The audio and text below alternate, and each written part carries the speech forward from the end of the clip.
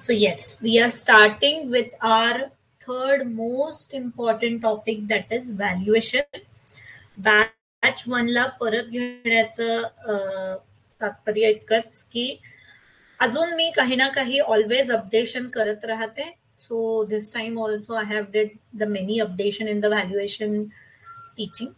So again तुम्हाला त्याचा फायदा व्हावा याच्यासाठी आपण व्हॅल्युएशन करतोय. बघा, तुम्हालाच कळलं असेल की these are the 3 most important topic of your syllabus, MRTP, UDCPR आणि व्हॅल्युएशन. म्हणून UDCPR तुमचं डबल घेण्यात आलं, व्हॅल्युएशन डबल घेण्यात येते, कारण की पेपर क्रॅकिंग मध्ये या 3 टॉपिकचा खूप मोठा पार्ट आहे. आणि जेव्हा तुम्ही व्हॅल्युएशन बद्दल बेसिकली बोलतात तर व्हॅल्युएशन मध्ये सुद्धा इट गिव्स यू ऑलमोस्ट 12 ते 15 प्रश्न तुम्हाला व्हॅल्युएशन वर विचारल्या जातात. Means it gives you 30 marks. So तशा जसं MRTP आणि UDCPR आहे तशातलाच most important part is valuation also. So एकदम चांगल्याने आणि खूप म्हणजे ॲज कम्पॅरेटिव्ह टू MRTP आणि UDCPR it is comparatively easy one. Hence ते मार्क्स आपले कुठे जायला नको.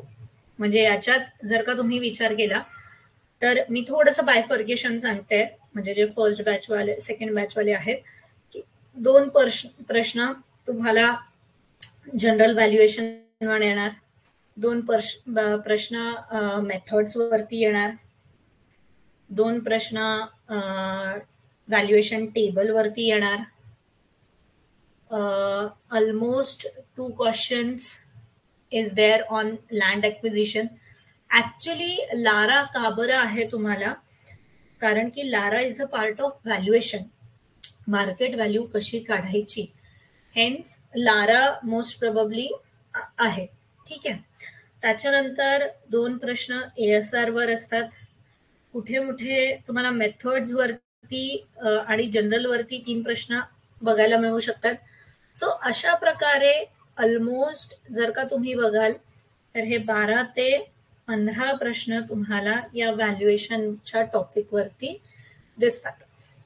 सो आणि आहे खूप easy comparatively. So will start with the today's topic as a valuation.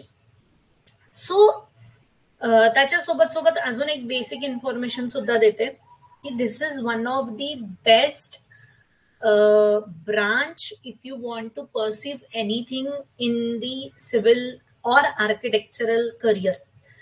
म्हणजे valuation of land and building, this is one of the cream field की ज्याच्यात तुम्ही IBBI थ्रू एक्झाम देऊ शकता, चार्टर्ड व्हॅल्युअर बनू शकतात. आणि म्हणजे थोडासा सिलेबस वास्ट असतो कारण की खूप सारे 25-30 act, Hindu succession act, wills, सगळ्या गोष्टी असतात, केस स्टडी असतं.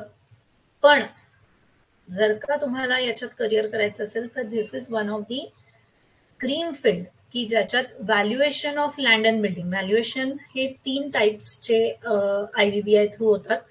That is land and building, machinery आणि इनसॉल्व्हन्सी. सो या तिन्ही पैकी मोस्ट प्रोबेबली सिव्हिल आणि आर्किटेक्ट लँड अँड बिल्डिंगलाच ऑब्विसली जाऊ शकतात. सो तो पण एक ॲज अ करिअर तुमच्या डोक्यात असू द्या. ठीक आहे. सो बिफोर स्टार्टिंग एनिथिंग, आता व्हॅल्युएशन म्हणल्याबरोबर डोक्यात माझ्या काय येतं, what is the worth of this thing, that is the valuation, right. आता it may be the valuation of tangible or intangible property. What is tangible property and what is intangible property? Tangible property is whom I can touch. For example, land, building, my laptop, okay, my screen. This is tangible thing that I can touch and it has a value, right? What is intangible things? My knowledge. आता तुम्ही काहीही करा, the valuation काढा, काही करा, but you cannot touch to my knowledge. Even I cannot touch to my knowledge. I have a copyright of one notes. ठीक आहे, it has value, but you cannot touch to that copyright. त्याला value आहे. मी जर का त्या पुस्तकाची copyright काढलेलं आहे, त्याला व्हॅल्यू आहे, त्याला खूप व्हॅल्यू आहे, पण त्याला I can not touch. So that is a tangible and intangible. Even tangible मध्ये सुद्धा जर का आपण खूप डिटेलमध्ये गेलो तर रिअल प्रॉपर्टी आणि म्हणजे रिअल इस्टेट असे दोन प्रकार पडतात. कारण की जेव्हा आता मी फॉर एक्झाम्पल गोल्डचा विचार केला, that has a value, right, that I can touch, so it is a tangible thing, but it is movable thing. मी माझं गोल्ड कोणाला देऊ शकते, मला कोणाचीच परमिशनची गरज नाहीये, किंवा मला कोणाला सांगायची पण गरज नाहीये. असं कधी होतं का की म्हणजे फॉर एक्झाम्पल एका आईने आपल्या सुनेला किंवा आपल्या मुलाला दागिने दिले आणि त्याचं आपण स्टॅम्प ड्युटी किंवा रजिस्ट्रेशन करायला चाललो? नाही. माझ्याकडे 200 रुपये आहे जेबमध्ये आणि मी ते 200 रुपये एका दुकानदाराला दिले आणि त्यांनी मला काहीतरी म्हणजे व्हॉट एव्हर सामान घ्यायचं असेल ते मला दिलं. It is a property. That 100 rupees, that 200 rupees is a property that you can touch, but it is a movable thing, right? आज माझ्याकडनं सोनं गेलं तुमच्याकडे, तुम्हाला म्हणजे त्या दुसऱ्या पर्सनला मिळालं, पण उद्या जाऊन मला लँड अँड बिल्डिंग किंवा मशिनरी किंवा एखादी ऑफिस, म्हणजे फॉर एक्झाम्पल आपण म्हणतो ना की बैजूजनी व्हाईट हॅट ज्युनियरला बाय केलं, है ना? हे कोणत्या गोष्टीवर बाय केलं? So they got the valuation of the property, म्हणजे सॉल्वन्सी किंवा त्या कंपनीचं व्हॅल्युएशन काढलं आणि सगळ्या गोष्टींच्या ज्या काही टर्मॉलॉजीज असतात, आता मी फक्त वेगळी वापरते की for example future value of the company, future present value आणि त्याच्यावरनं डिस्काउंटेड फ्लो, कॅश फ्लो वगैरे या सगळ्या करून इन फ्युचर वाल्या व्हॅल्यूज. आता या सगळ्या करून व्हाईट हॅट ज्युनियरला एक ऑफर देण्यात आली किंवा XYZ कंपनीला एक ऑफर देण्यात आली आणि त्या ऑफरमध्ये ती कंपनी बाय झाली, right? So this is known as the basic valuation of any property. Clear आहे? व्हॅल्युएशन मध्ये टँजिबल इनटँजिबल क्लिअर आहे, रिअल प्रॉपर्टी क्लिअर आहे, आणि ज्या गोष्टी आपण मूव्ह करू शकतो त्याच्यासाठी कोणाचीच काहीच गरज नसते, that is the other things. पण सध्या आपल्याला ज्या सिलेबसला आहे that is concerned with basically the land and building. कारण की आता जर का मला हा लॅपटॉप विकायचा, 10 years ओल्ड लॅपटॉप आहे, जी कोणती मेथड मी वापरेल याचं मी व्हॅल्युएशन काढू शकते आणि त्या व्हॅल्युएशन मध्ये मी हे लॅपटॉप सेल करू शकते, right? So that is the valuation. अशाच प्रकारे तुम्ही लँड आणि बिल्डिंगचं सुद्धा व्हॅल्युएशन करू शकता. ऑन अ सिमिलर, म्हणजे मशिनरीचं केलं मी, लँड अँड बिल्डिंगचं केलं. इवन जर का एज्युफेस्ट अकॅडमीला कोणी अप्रोच केलं आणि they are going to value the Edufest academy and they will acquire the EduFest Academy. So that is what the valuation of the business. So these are the basic elements of the basic things about the valuation. Now what are the basic elements of the valuation? So basic elements is cost, price आणि value. आता बघा, सध्या मी एक डिक्टो काय म्हणतात आपल्या bookish language मध्ये पहिले आपण यांच्या डेफिनेशन समजू आणि देन प्रॅक्टिकल अप्रोचनी समजू. फॉर एक्झाम्पल, एखादा मला बंगलो बनवायचा आहे, सो तुम्ही estimation and costing, this is exactly the name of your subject in your BE म्हणा किंवा आर्किटेक्चरच्या. काय नाव होतं त्याचं? Estimation and costing. आणि एका छोट्याशा ह्याच्यात शेवटचा युनिट नेहमी असतो तुम्हाला व्हॅल्युएशन. ना what is the difference between this cost and value? का एवढे 5-5 युनिट या चॅप्टरवर होते आणि याच्यावर एक छोटा युनिट होता? कारण की whenever I have to give the exact amount while preparing the while constructing the building, so that is the cost. म्हणजे टोटली तुम्ही बघितलं असाल एक्सकॅव्हेशनला किती रुपये लागतात ते, बार बाइंडिंगला किती लागतात ते, आरसीसीला किती, हे किती, बीमला काय, हे ते आपण सगळं एक्झॅक्ट डिटेल एस्टिमेशन केल्यानंतर ज्या व्हॅल्यूवर येतो आपण त्याला कॉस्टिंग म्हणतो.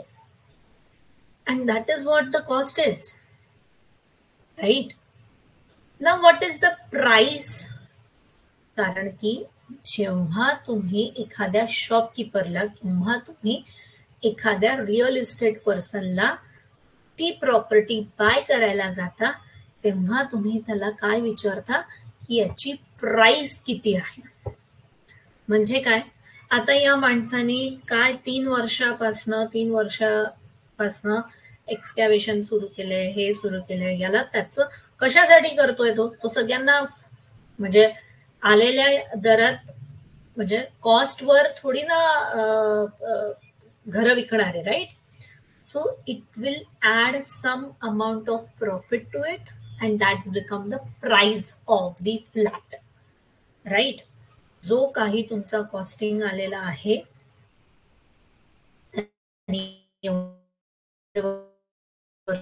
होल्ड करून ठेवलं,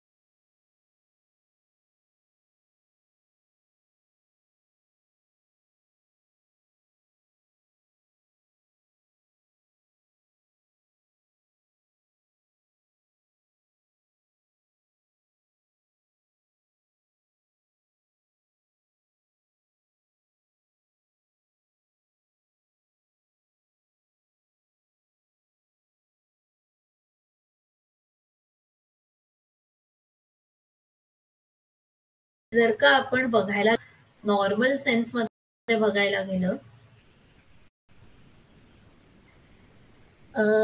is it all good? Because I'm not able to see the share screen menu. Is it all good? Are you able to see PPT and everything?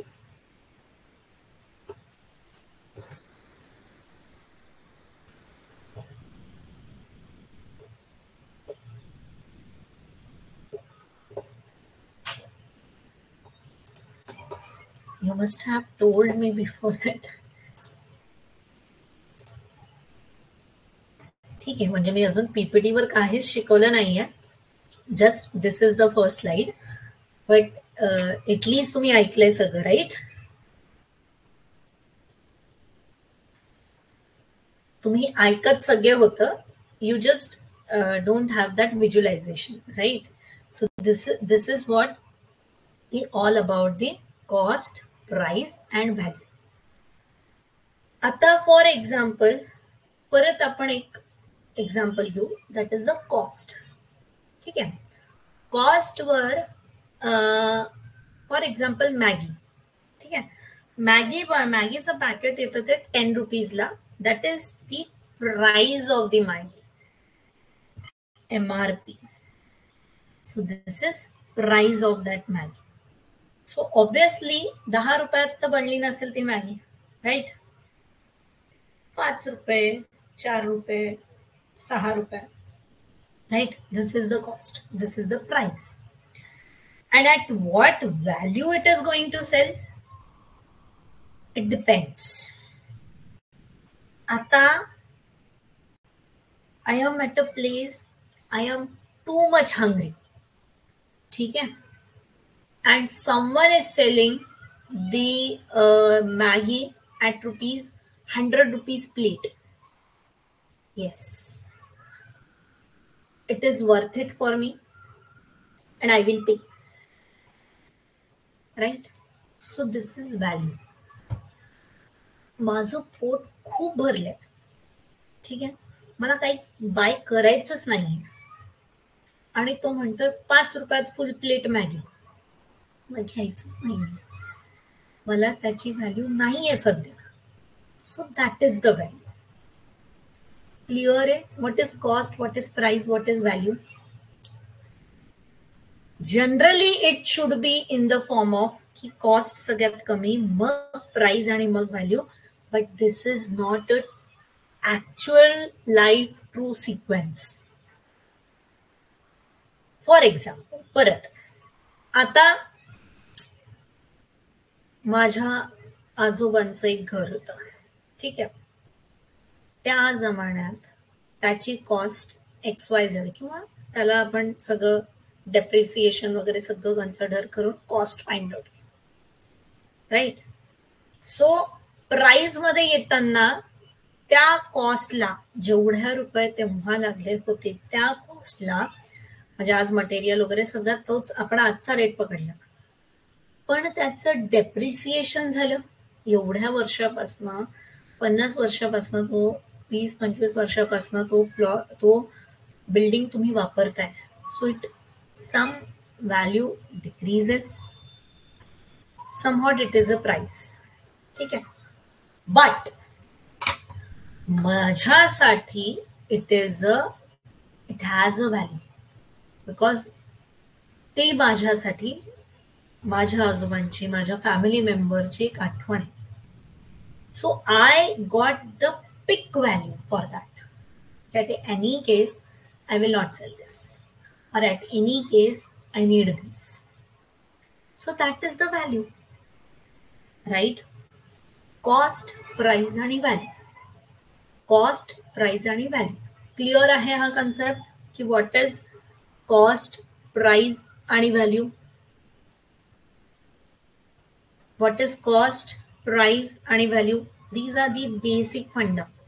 की कोणत्याही एखाद्या बिल्डिंगचं आपण कॉस्ट कन्सिडर करतोय, त्याच्यावरनं we decided the profit, and from that profit, depending upon the date, depending upon the location, depending upon the criterias, what are going to change? The value is going to change. Clear? Right.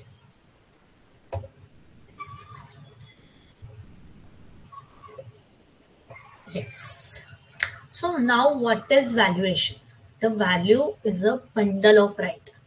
म्हणजे काय की it is a bundle of right. म्हणजे मी एका प्रॉपर्टीसाठी जर का तुम्हाला 1 करोड रुपये देत आहे, तर त्याच्या मोबदल्यात मला काय मिळते? ती जागेवरचं बंडल ऑफ राईट. कारण की आपण आतापर्यंत मागच्या लेक्चर पर्यंत बघितलंय, every land is a state property, right? म्हणजे इमिनंट डोमेन आपण बघितलं होतं, राईट? की if the government feels that they can acquire it, you cannot say no, right?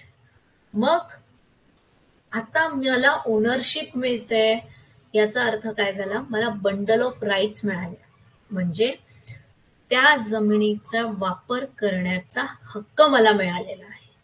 So value is a bundle of right जी property सोबत येते, right. It is a process of determining the present worth of the asset in the valuation.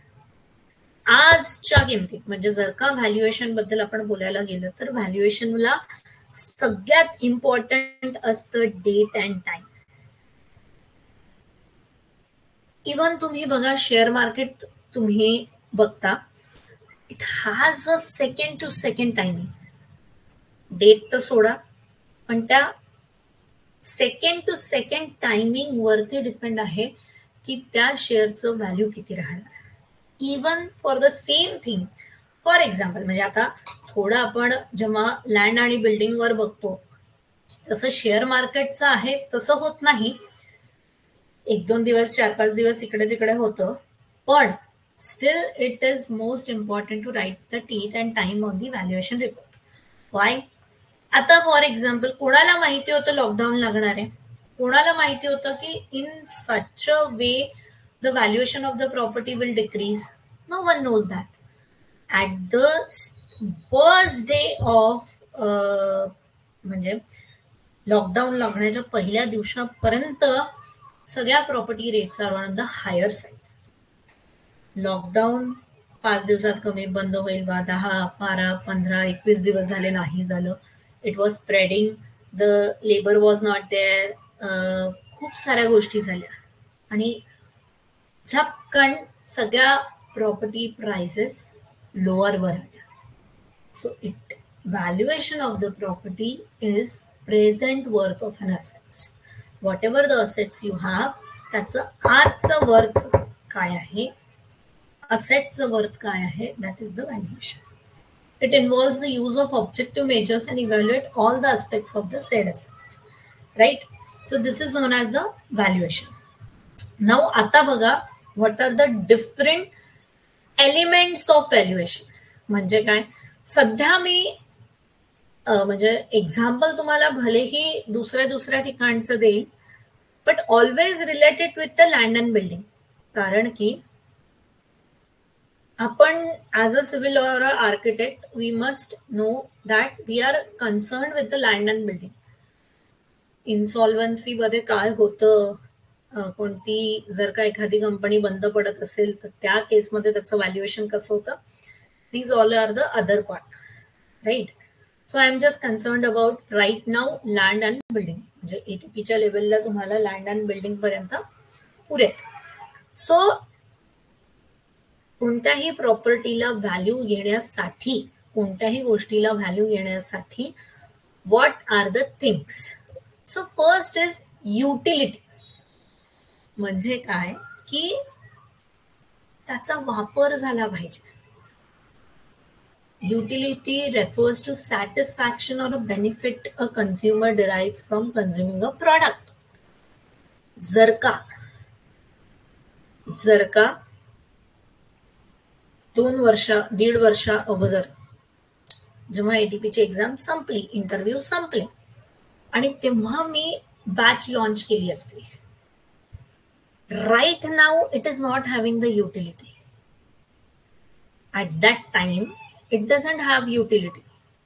Benefit of a consumer, म्हणजे जे class लावतील त्यांना तो benefit व्हायला पाहिजे की बाबा 6 महिन्यात एक्झाम येणार आहे, then it is utilized. Similarly जेव्हा मी लँड आणि बिल्डिंग बद्दल बोलतीये, तर it should be the satisfaction or benefit of the consumer. मला त्याचा वापर आला पाहिजे. म्हणजे for example, I am a सुखी प्राणी, मला कोणाच्याही याच्यात काहीच घेणं देणं नाही.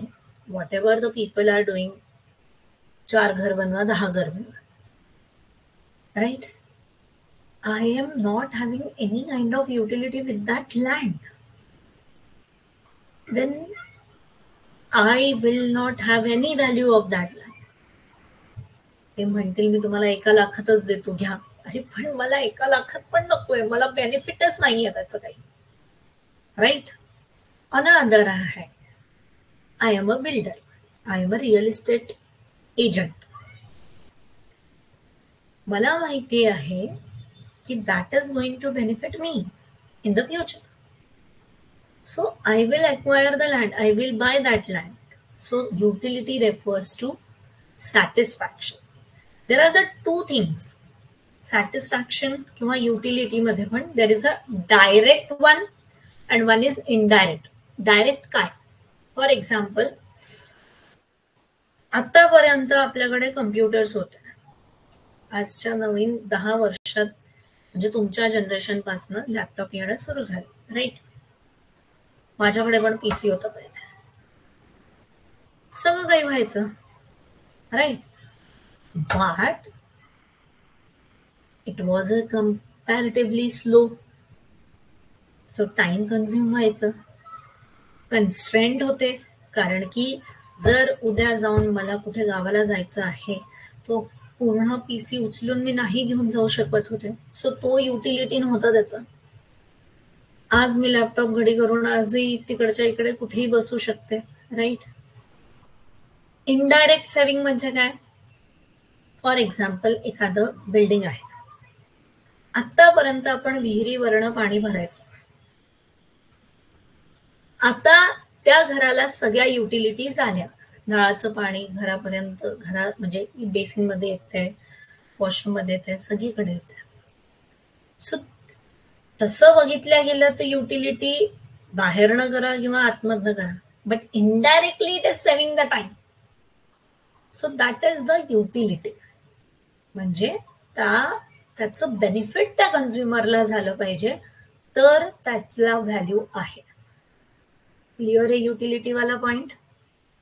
स्केअरसिटी.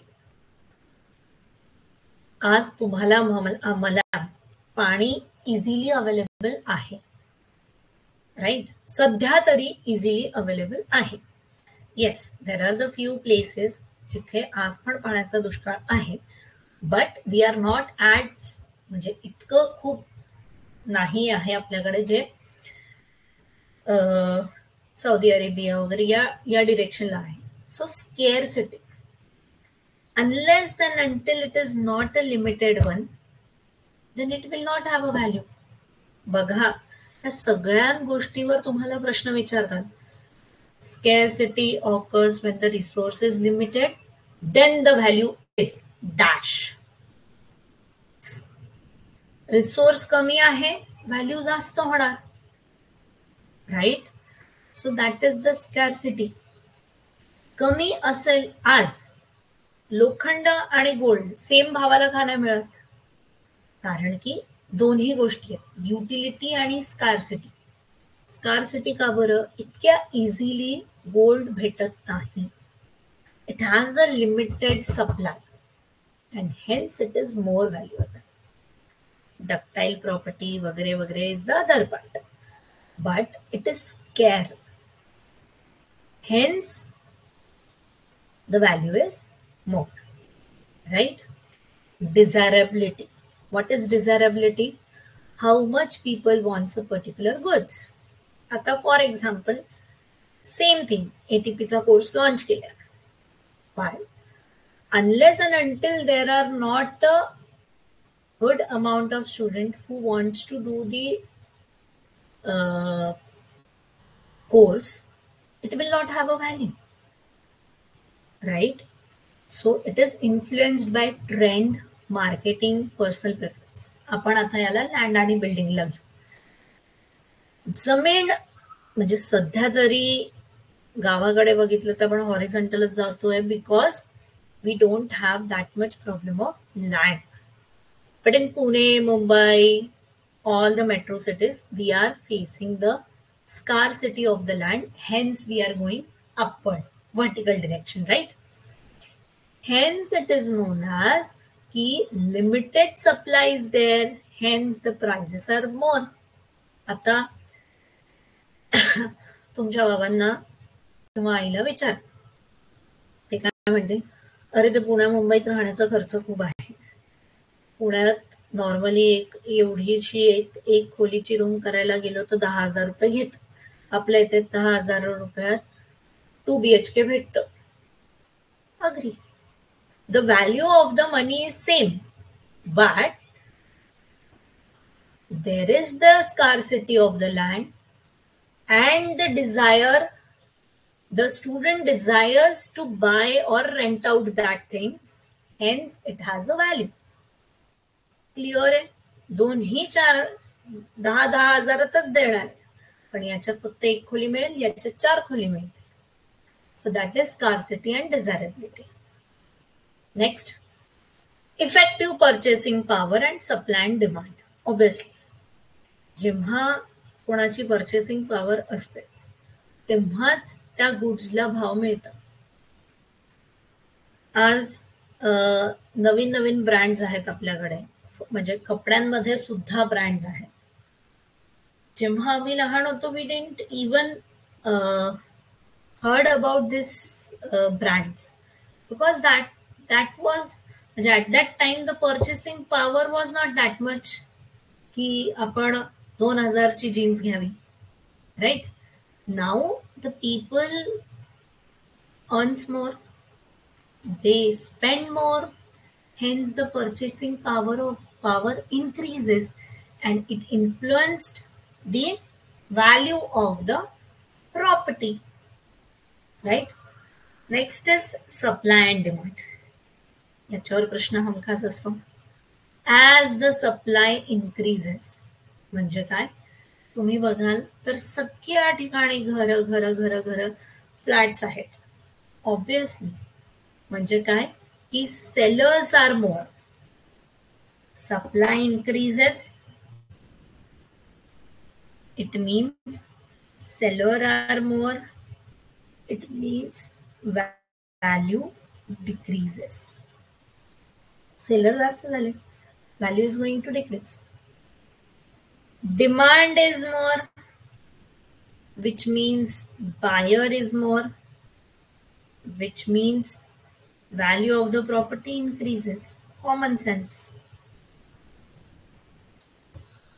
कळलंय? असाच प्रश्न एक तुम्हाला येणार. If the value increases, if the supply increases and seller increases, the value of the property dash increases, decreases, can't say, remains same. So it decreases. Clear आहे इतके? दोन्ही पॉइंट क्लिअर आहे, चारही पॉइंट क्लिअर आहे?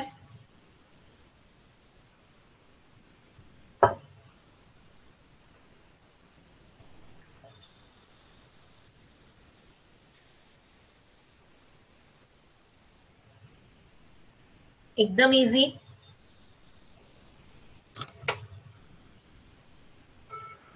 Right. We'll move forward. Factor affecting the value of property. Same thing, जसं ह्या 3 गोष्टी झाल्या की factors of value, utility, scarcity, desirability, marketing, even the marketability. This is one more point, that is marketability. What is marketability?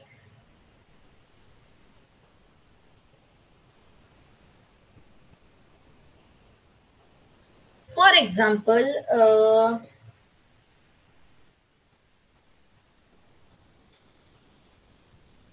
my knowledge किंवा माझं copyright, ठीक आहे. I cannot market it. I cannot transfer it to someone else. हां, मी या PPTच्या माध्यमातून वगैरे वगैरे, but कोणी म्हणलं तुमचं डोकं पूर्ण काढून तिकडे कोणाला तरी द्या, not possible. It is not marketable in nature. So it will not have a value.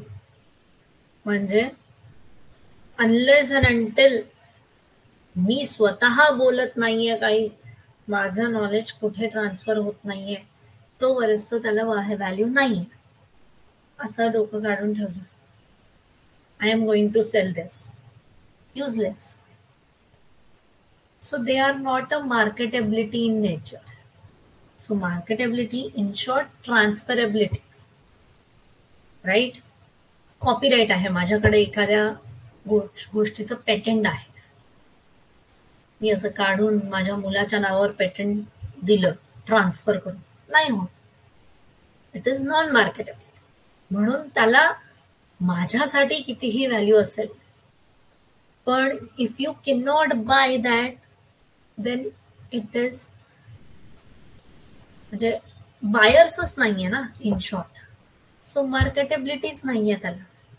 Clear आहे. We are shifting to the other aspects, that is economical, physical, social आणि legal. बघू आपण एक करू.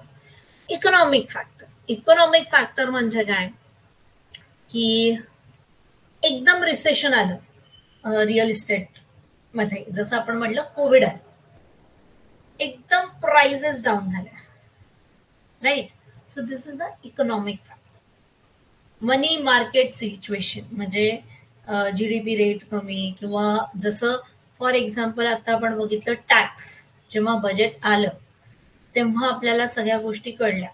ऍक्च्युली बजेट डझंट कम, म्हणजे economic आणि legal factor मध्ये थोडासाच फरक आहे, आपण तो बघू. Next is employment opportunity and the development potential. म्हणजे आज मी पुण्यात राहून 40,000 रुपये, 50,000 रुपये, मुंबईत राहून 40,000 रुपये,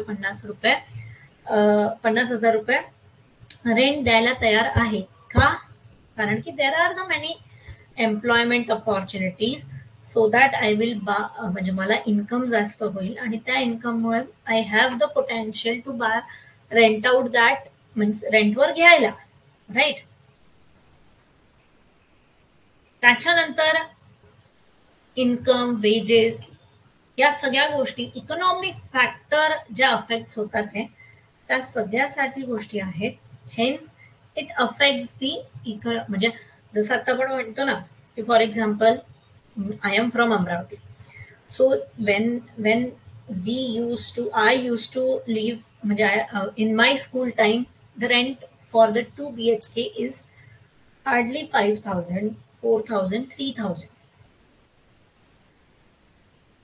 But as even the employment opportunity increases in the Amravati, the living standard of the people increases, and hence right now if you see 10,000 and 12,000 for the 2 BHK is very common in Amravati like place also. So this is the economic factor, right? What is physical factor? मी जेव्हा घर रेंटवर सुद्धा घेते किंवा bye सुद्धा करते, तर I will see RCC frame structure आहे की लोड बेरिंग आहे, किती वर्ष जुनी आहे. याचं फिजिकल फॅक्टरचं सगळ्यात बेस्ट एक्झाम्पल म्हणलं ना तर दॅट इज द कार. तुम्ही कार विकत घेताना मॉडेल बघता, किती रन झालंय बघता, त्याच्यानंतर सगळ्या गोष्टी बघता. So this is how you value that property. बघा खूप सारे ऍप्स आले ट्रू व्हॅल्यू सारखे, की जर का तुमची गाडी विकत नसेल किंवा ट्रू व्हॅल्यू मिळत नाहीये, सो त्या ऍपवरती सगळं काही फिलअप करा तुम्ही. इवन बघा ना Amazon वरती तुम्ही जेव्हा एक्सचेंज ऑफर मध्ये काही करता, म्हणजे फॉर एक्झाम्पल मला एक मोबाईल घ्यायचा आहे आणि मी तो एक्सचेंज ऑफर मध्ये देते, तर एक्सचेंज ऑफर मध्ये जेव्हा मी मोबाईल देते तेव्हा माझा नंबर मागतात, नंबर म्हणजे फोन नंबर नाही, तो मोबाईल फोन नंबर असतो तो मागतात, त्याच्यावर एज किती झालंय, स्क्रीन चालते की नाही, या सगळ्या गोष्टी मागतात. So by that physical factors it decides what will be the value of your म्हणजे property. Obviously mobile phone is my property, right. So त्याच्यावरनं कळतं की केवढ्या पैशात तुमचं मोबाईल म्हणजे रिफंड किती येणार आहे तुम्हाला. So this is all the physical factors. What is social factors? की इन शॉर्ट मला सांगा, जसं मन्नत आहे तसा सेम, सगळं सेम आपण आणू, काहीतरी करू, त्या बीचही आणून टाकू, हा, आणि मी पुण्यात सेम घर बांधलं, सेम. बट इथे राहत नाही ना शाहरुख खान, इथे सेलिब्रिटीज नाही राहत ना. So it depends upon the locality also. So that is the social factor. म्हणजे लोकांवरनं स्टेटस. बघा, तुम्ही मी we are much aware about the Pune Mumbai scenes, right. कोणी म्हणलं मी बालेवाडी हाय स्ट्रीटला राहतो, हाय क्लास पीपल. का? We came to know as a social factor. Locality वरनं कळलं की हाय इन्कम ग्रुप पीपल. ठीक आहे, कोथरूड मध्ये राहतो, बावधानमध्ये राहतो, मिडल क्लास पीपल. XYZ ला राहतो, poor class people. So by the lifestyle, by the living standard, by the location, it was just, hence it is a social factor.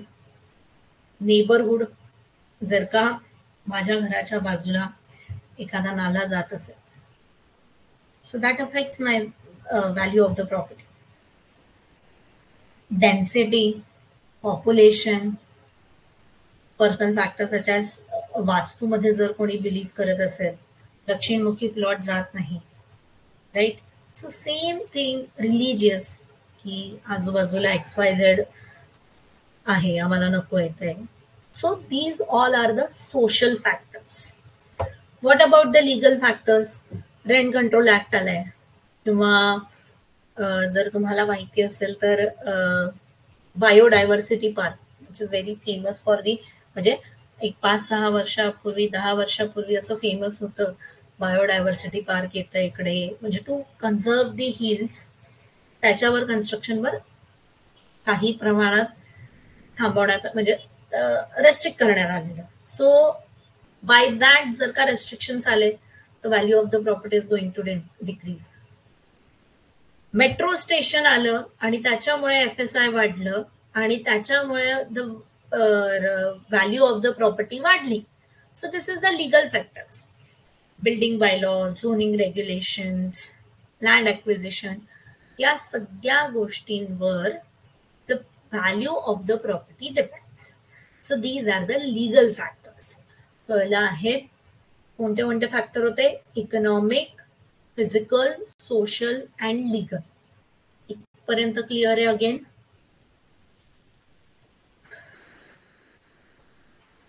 Again इथपर्यंत clear आहे सगळ्यांना?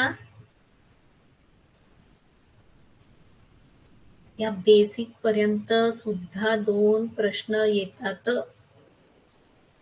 तुम्हाला असं वाटेल की मॅडम याच्यात काय प्रश्न आहेत विचारण्यासारखे.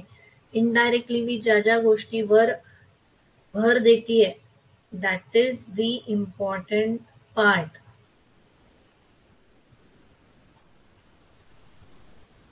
क्लिअर आहे? Good, very good. आपले मार्क्स व्हॅल्युएशन मध्ये तरी जायला नको. Batch 2, yes Harshita, Parikshit, anyone from batch 2, all clear?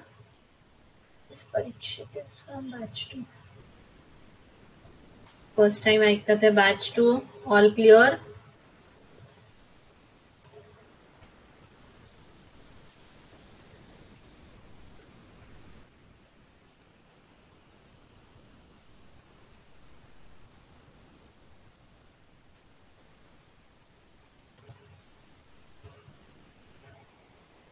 बारा ते 15 क्वेश्चन, 30 मार्क म्हणजे, राईट. चल, will move forward. Different types of value and different types of rent. So याच्यावरती येणार 2 प्रश्न हमखास. ठीक आहे, 2 ते मे बी 3 प्रश्न. हे तर मी खूप कमी राईट डाऊन केले. आपण पूर्णतः 25 व्हॅल्यूच्या डेफिनेशन आणि 25 रेंटच्या डेफिनेशन असं करून आज आणि उद्यामध्ये फक्त व्हॅल्यू म्हणजे डेफिनेशनच शिकणार आहे. सध्या मी 4-5 कव्हर करते, 8 म्हणजे 5-6 कव्हर झाल्या तर, आणि उद्याच्या याच्यात उरलेल्या. So first is market value. बघा, मार्केट व्हॅल्यूचा अर्थ काय होतो? So estimated amount which an asset or a liability should exchange on a valuation date. Important. Between कोणामध्ये willing buyer and willing purchaser in arm length transaction. तिन्ही word खूप important आहे, खूप important आहे. बघू आपण कसं की what is market value of the property आज व्हॅल्युएशन डेटच्या दिवशी. विलिंग बायर आणि विलिंग परचेसर जेव्हा एखादी प्रॉपर्टी असेट्स लायबिलिटी एक्सचेंज करते म्हणजे इन टर्म्स ऑफ कॅश मी देणार तुम्हाला, तुम्ही मला ती लँड द्या. आता इन आर्म लेंथ ट्रान्झॅक्शनचा अर्थ काय होतो? In short it is a fair transaction. म्हणजे काय? फॉर एक्झाम्पल जर का मी माझ्या एका फ्रेंडलाच माझी property weekly, so it is not a arm length transaction, कारण की वी हॅव अ रिलेशनशिप. मला जर का त्याला म्हणजे प्रॉपर्टी विकायची असेल तर माझा एक सॉफ्ट कॉर्नर आहे त्याच्याबद्दल की माझ्या फ्रेंडचं होतंय, हेन्स इन दॅट केस मी त्याला काही अमाऊंटमध्ये कमी पैशात लावतो. But then that is not a fair market value, कारण की there was a relation in between the buyer and the seller and the buyer, and hence the value is comparatively less. म्हणून त्याला आपण फेअर मार्केट व्हॅल्यू नाही म्हणू. पण मी एक unknown पर्सनला विकली ज्याचं माझ्याशी कोणत्याही प्रकारे संबंध नव्हता, त्याला विकत घ्यायची होती, मला म्हणजे मला सेल करायची होती, त्या पर्टिक्युलर दिवशी जी व्हॅल्यू येईल that is the fair market value. No one is force to sell, no one is force to buy. Right? बघा, आपण ट्रेनमध्ये जातोय, हा, तो भेळवाला येतो, राईट? 40 रुपये bhel. He is willing to sell. You are willing to buy. You both don't have any kind of relation with each other.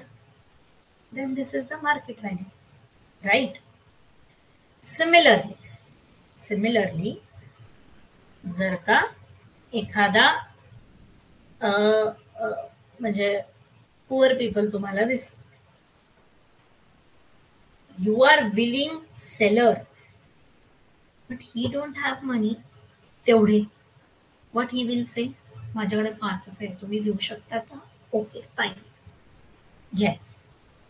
So he is not having that much money, hence not able to buy that property. So basically he is not a willing buyer. So that 5 rupees is not a fair market value. That is special value or the emotional value, ज्याला आपण बघू पुढे जाऊन त्याला काय म्हणतात. पण fair मार्केटच्या 3 बेसिक वर्ड्स आहेत: valuation date, willing buyer and willing seller, arm length transactions. म्हणजे त्या ट्रान्झॅक्शनमध्ये कोणाचा कोणाशीही संबंध नसायला पाहिजे. Prudently to execute the transaction. कोणाचाही काही संबंध नसताना ते ट्रान्झॅक्शन होते. क्लिअर आहे? Realisable value, market value minus all the factors. म्हणजे आता मी 1.5 करोड मध्ये प्रॉपर्टी विकत घेतली, तर तुमचं सेकंड क्वेश्चन काय असेल? स्टॅम्प ड्युटी सहित की स्टॅम्प ड्युटी बिना, रजिस्ट्रेशन चार्जेस इन्क्लुडिंग की वेगळं, मेंटेनन्स वेगळं की काय की काय. So all this comes under the other things, म्हणजे taxes, holding cost, selling cost, ज्या काही गोष्टी यांना मायनस करून जी बेसिक मार्केट व्हॅल्यू आहे त्याला म्हणतात रिअलायझेबल व्हॅल्यू. म्हणजे टॅक्सेस वगैरे या सगळ्या गोष्टी कट करून. मोस्ट प्रोबेबली ही डेफिनेशन म्हणजे ऑलमोस्ट तुम्हाला मिळणार नाही कुठे, पण एक लक्षात असू द्या. ठीक आहे. आता बघा नामवर्ण करतो. Forced sale value. Tangible asset would fetch when the seller is forced to sell the asset compulsory without proper marketing exposure. सगळ्यात important word is as is where is basis. as is where is basis चा अर्थ काय होतो? जसा आहे तसं विकून टाक.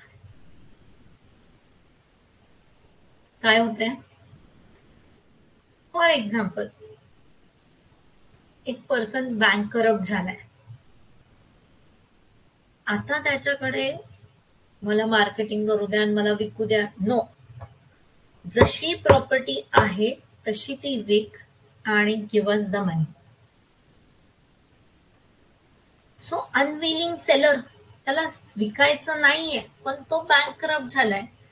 ही is force to sell the property. Madam असं होतं का? का नाही होत? तुम्ही खूप कर्ज काढून ठेवलं आहे आणि नाव you are not able to paid it. So bank will tell you, you are a bank corrupt, seal all the property, we will sell the property, and that is the force sale. की तुम्ही असं नाही म्हणू शकत 2 वर्ष थांबा, 1 वर्ष थांबा, 6 महिने थांबा. ठीक आहे. It may be reason that the economic downward or a recession, हे तुम्हाला कळलंय की रिसेशन येणार आहे, त्याच्या अगोदर जसं आहे तसं विकून टाक बाबा. राईट. असेट डिग्रेडेशन, अरे ते लॅपटॉप विकून टाक तुझं, ते पहिलेच खूप म्हणजे बंद पडतंय, अजून ते खराब होण्या अगोदर विकून टाक. जो बायर मिळतो त्याला सांग घेऊन जा. So this is the force sale किंवा विक. In short, it creates, it forms the liquidate to clear the डेप्ट. म्हणजे तुमच्यावर असलेला जो काही कर्ज आहे तो मिटवण्यासाठी एक लिक्विडिटी बनवणं is a force sale value. Obviously it is not going to give you the fair market value, कारण की तुम्हाला म्हणलं की आत्ताच्या आत्ता विका, जसं आहे तसं विकून टाका, जो बाहेर मिळतोय तो बाहेरला द्या. So that is the forced sale. जबरदस्त. क्लिअर आहे? थर्ड डेफिनेशन सुद्धा ही 4थी आणि 5वीच घेते आज, ओव्हरलोड नको, कारण की या डेफिनेशन्स खूप इम्पॉर्टंट आहे आणि याच्यावर विचारतात प्रश्न. Next is investment value. बघा, जेव्हा मला फेअर मार्केट व्हॅल्यू किंवा ओल्ड व्हॅल्यू मला घ्यायची असेल, मला स्वतःला राहायला घर हवं असेल, तर मी खूप सारे फॅक्टर्स बघते आणि त्याच्यानुसार माझ्या व्हॅल्यू ऑफ द प्रॉपर्टी निघेल. माझी शाळा, माझं ऑफिस, मुलांची शाळा, ट्रान्सपोर्ट, मेट्रो स्टेशन, या सगळ्या गोष्टी. पण जेव्हा मला इन्व्हेस्टमेंटसाठी हवी आहे, मी कुठेतरी गावाच्या बाहेर एखादी लँड घेऊन ठेवली for an individual investment operational objective. म्हणजे काय की मला त्या प्रॉपर्टीवरनं बेनिफिट हवंय. I will not enjoy that property.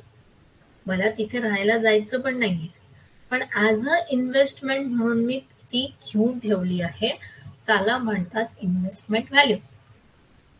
अरे एवढ्या कमी याच्यात तुम्हाला तिकडे कशी काय मिळाली आणि मी ती घेऊन ठेवली.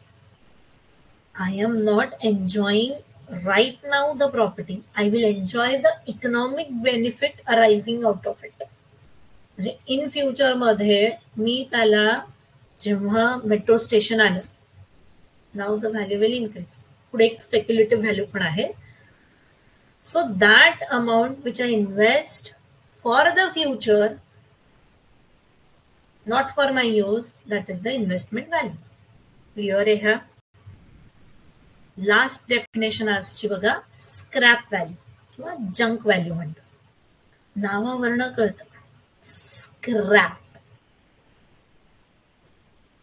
फुल पडीत घर आहे, तुम्ही तिथे नाहीच जाऊ शकत, एंटर करू शकत नाही, इट इज अनसेफ.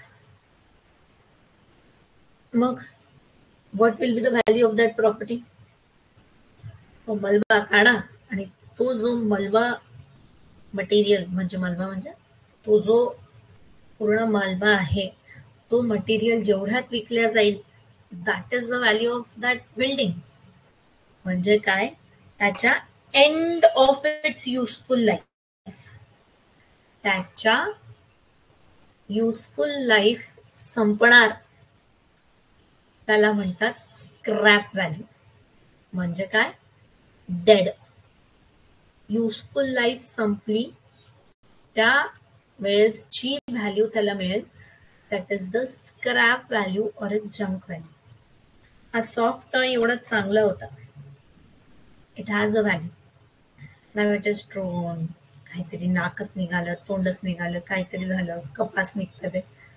आता काय, त्या कापसाच्या भावात जेवढं काय 100 ग्राम भरेल, 50 ग्राम भरेल, दॅट इज द वर्थ, म्हणजे that is the value of that scrap. Understand?